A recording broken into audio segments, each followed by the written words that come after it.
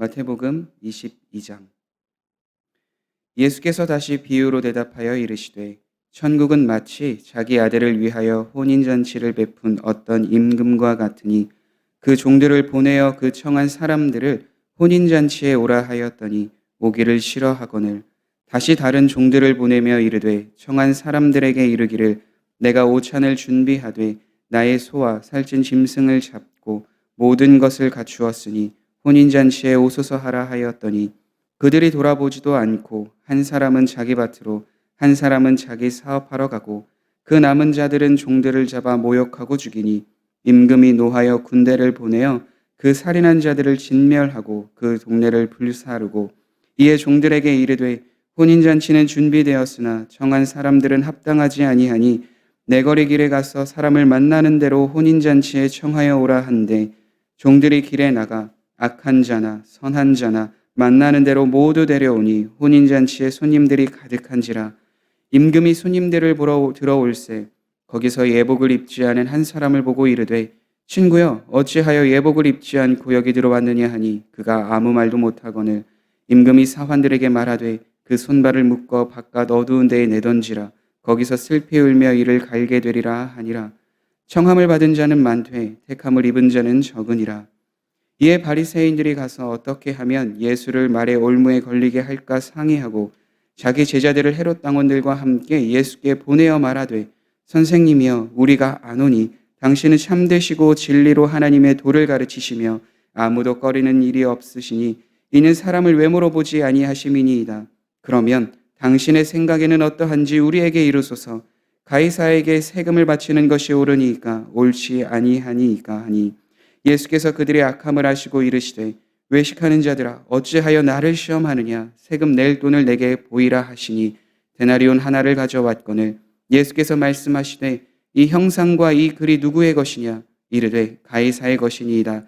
이에 이르시되 그런즉 가이사의 것은 가이사에게 하나님의 것은 하나님께 바치라 하시니 그들이 이 말씀을 듣고 놀랍게 여겨 예수를 떠나가니라. 부활이 없다 하는 사두개인들이 그날 예수께 와서 물어 이르되 선생님이여 모세가 일렀으되 사람이 만일 자식이 없이 죽으면 그 동생이 그 아내에게 장가들어 형을 위하여 상속자를 세울지니라 하였나이다. 우리 중에 7형제가 있었는데 마지가 장가들었다가 죽어 상속자가 없으므로 그 아내를 그 동생에게 물려주고 그 둘째와 셋째로 7째까지 그렇게 하다가 최후에 그 여자도 죽었나이다. 그런즉 그들이 다 그를 취하였으니 부활할 때의 7 중에 누구의 아내가 되리이까?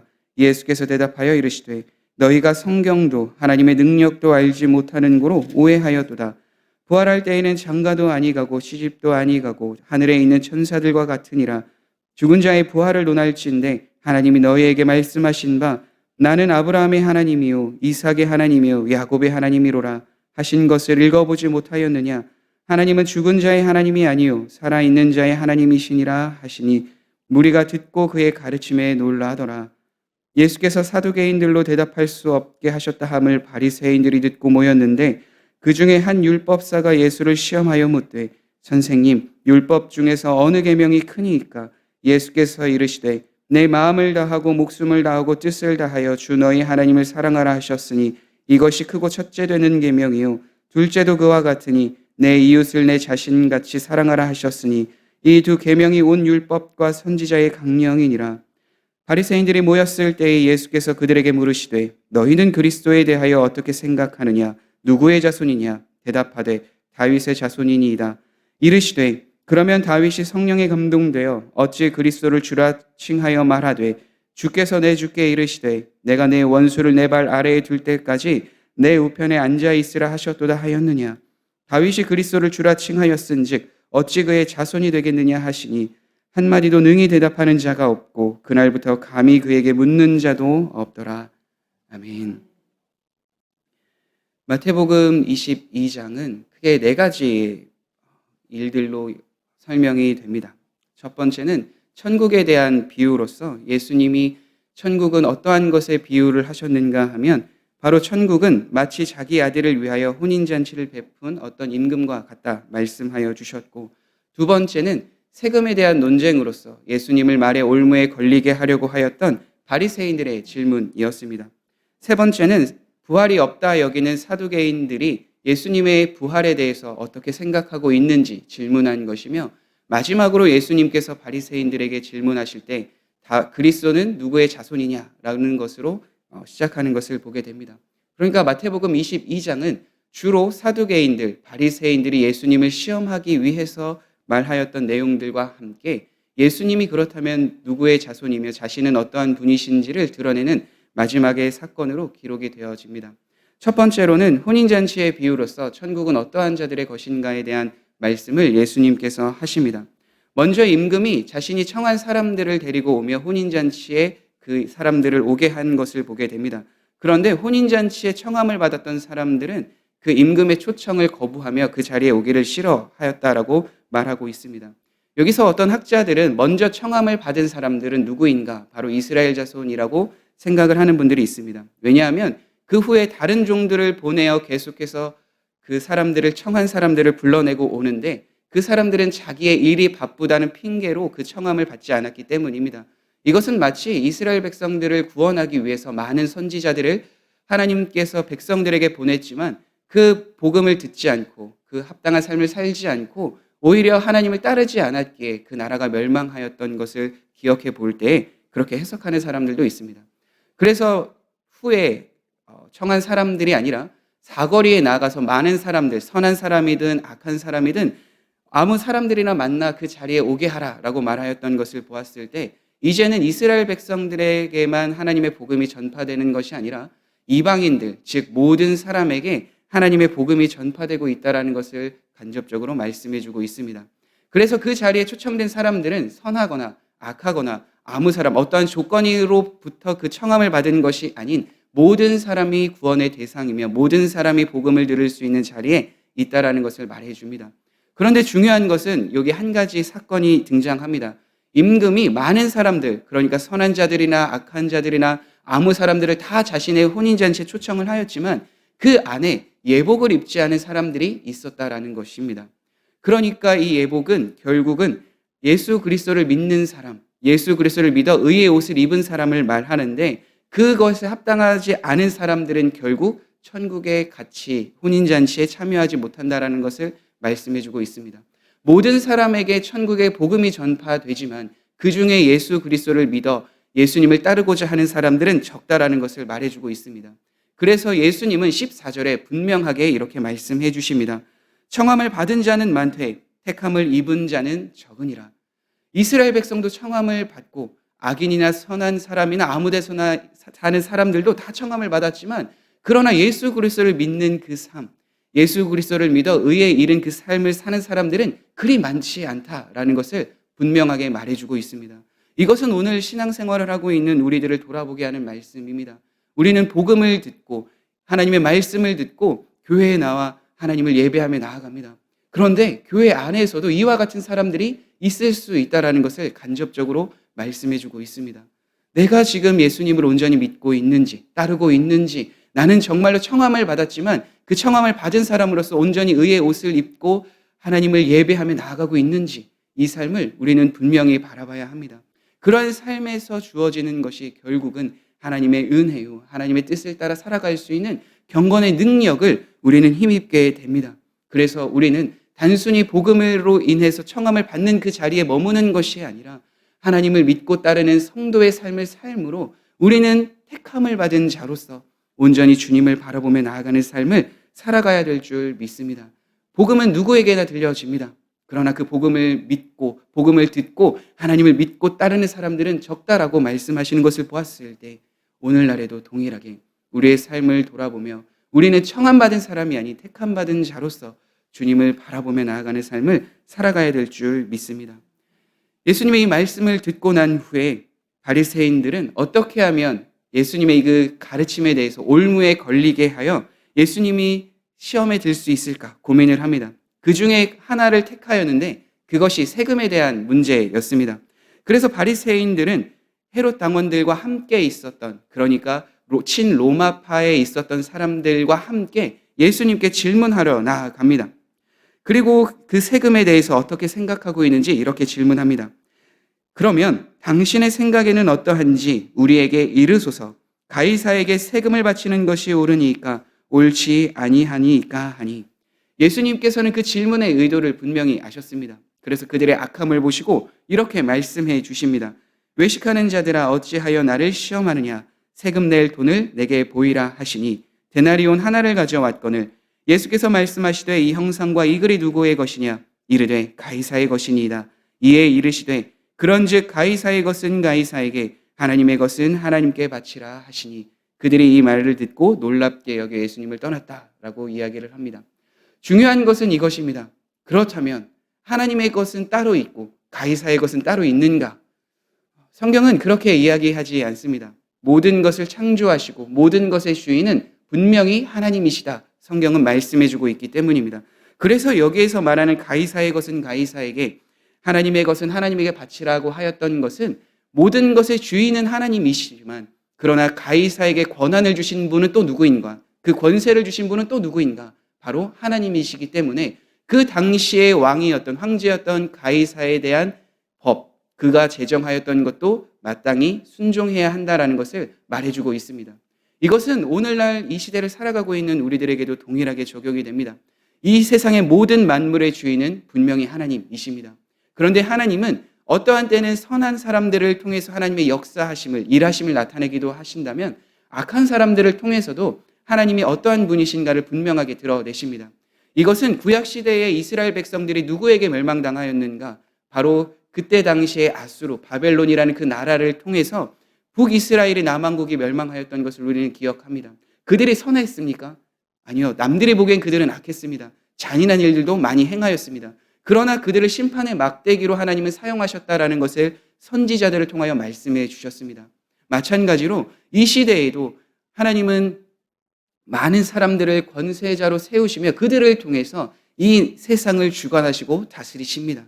그렇게 우리는 이 땅에서 살아갈 때 마땅히 하나님에 대한 법을 순종하며 나아가야 되는 것뿐만 아니라 하나님께서 사람을 통하여 세우신 그 법에서도 동일하게 하나님이 세우신 것이기에 하나님이 말씀하시고 권세자들을 세우신 것이기에 마땅히 순종해야 합니다.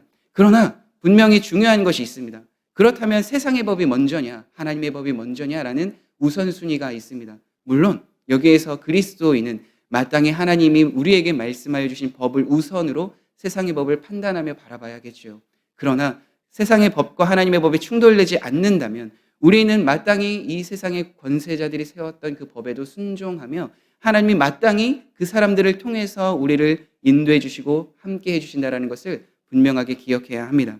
그래서 예수님께서는 가이사의 것은 가이사에게 하나님의 것은 하나님께 전하라 말씀하여 주시며 로마를 따랐던 사람들, 하나님을 따랐던 사람들 모두가 하나님의 통치에 있지만 그러나 하나님께서 세우신 권세 앞에 그들이 순종하며 나아가야 함을 분명하게 말씀해 주셨습니다. 부활의 논쟁에서도 동일하게 예수님을 시험하기 위해서 사두개인들이 예수님께 질문을 합니다. 그들은 부활이 없다 여겼던 사람들이었습니다. 그래서 모세의 율법, 모세가 전하였던 이야기들을 통해서 예수님을 시험하고자 하였습니다.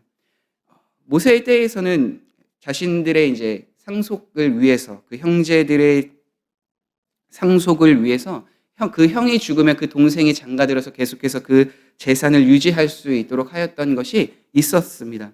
그래서 그런 것을 이야기하며 나중에 부활하였을 때 그러면 이 여인은 누구의 남편이 될 수 있습니까? 라고 이야기를 하는 질문이었는데요. 예수님께서는 거기에 질문에 대해서 분명하게 말씀해 주십니다. 육체의 부활은 분명히 있다라는 것을 전제로 하시며 나중에 부활하였을 때 그 부활에 대한 것은 우리가 이 땅에서 살아가고 있는 그러한 삶의 모습이 아니라 마치 천사의 모습과 같다라고 말씀해 주고 있는 것이죠. 그래서 부활할 때는 장가도 아니 가고 시집도 아니 가고 하늘에 있는 천사들과 같은 모습으로 살아갈 수 있다라는 것을 분명하게 이야기합니다. 그러니까 결국에는 그 부활에 대한 이야기들은 그들이 부활이 없다 여겼던 것이 아니라 부활은 분명하게 있고 그 부활에 대한 것은 분명히 구약 성경에도 있으니 너희들이 생각하는 것이 잘못된 것이다 라는 것을 분명하게 이야기합니다. 그것을 무엇으로 증명하셨는가? 바로 예수님께서 죽으시고 다시 사신 것을 통해서 부활에 대한 확실성을 분명하게 보여주시고 증거하셨습니다. 그리고 천국에서의 삶은 우리가 이 땅에서 사는 것과 다른 천사들과 같은 삶이라고 말씀해 주셨는데 이것은 다른 것이 아닙니다. 이 땅에서는 우리의 육신의 정욕으로 인해서 온전히 하나님을 바라보지 못하고 내 생각, 내 뜻으로 살아가고자 하는 의지가 너무나도 많은 세상이지만, 그러나 천국의 그 자리에서는 우리가 내 뜻, 내 생활이 아니라 오직 천사들이 하나님을 경배하며 하나님을 예배하며 하나님과의 교제를 더 우선시하며 살아가는 것처럼 우리도 동일하게 그러한 삶을 살아갈 것이다라는 걸 예수님께서는 분명하게 말씀해 주고 계십니다. 그래서 이 땅의 삶과 천국의 삶은 분명히 다릅니다. 이 땅에서는 하나님의 통치와 하나님의 임재와 하나님의 인도하심을 받지만 때로는 그 삶을 살아가지 못할 때가 많이 있습니다. 그러나 천국의 삶에서는 그러한 삶이 아닌 온전히 주님을 바라보며 온전히 주님과 함께하며 나아가는 그 영광의 삶을 우리는 살아가게 됩니다.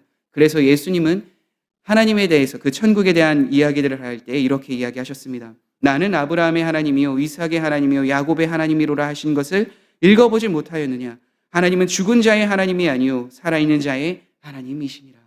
죽은 자의 하나님이 아니라 산 자의 하나님, 영원부터 영원까지 계속해서 함께 하시는 하나님, 천국에서 그와 같은 교제하며 함께 하신 하나님이심을 분명히 예수님은 증언해주고 있는 것입니다. 그래서 우리는 천국의 소망을 바라보며 나아갈 때 온전히 하나님이 우리와 함께 하시고 그 영광에 참여할 수 있는 택함받은 자로서 살아가야겠다는 걸 분명하게 인지하며 천국의 소망을 가져야 될 줄 믿습니다. 예수님께서는 그리고 율법학자들이 예수님을 시험할 때에 율법 중에 어떤 것이 가장 큰 계명입니까? 라고 질문하였을 때 이렇게 말씀해 주셨습니다.